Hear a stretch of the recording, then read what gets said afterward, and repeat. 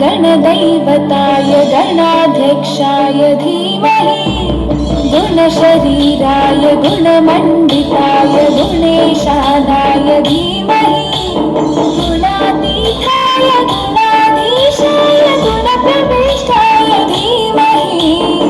एकदन्ताय वक्रतुण्डाय गौरीतनयाय धीमहि गजेशानाय भालचन्द्राय श्रीगणेशाय धीमहि एकदन्ताय वक्रतुण्डाय गौरीतनयाय धीमहि गजेशानाय भालचन्द्राय श्रीगणेशाय धीमहि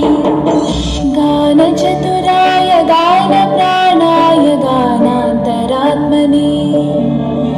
गानोत्सुकाय गानमत्ताय गानोत्सुकमनसे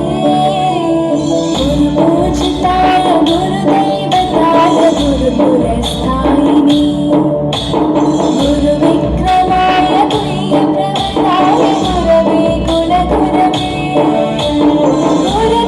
गुरुदैत्यकलक्षेत्रे गुरुदैवसकाराध्याय गुरुपुत्रपरित्रात्रे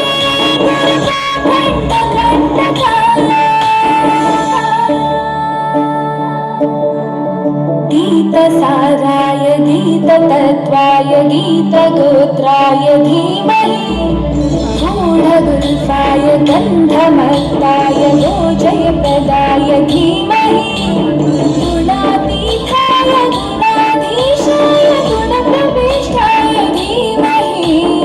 एकदन्ताय वक्रतुण्डाय गौरीतनयाय धीमहि गजेशानाय भालचन्द्राय श्रीगणेशाय धीमहि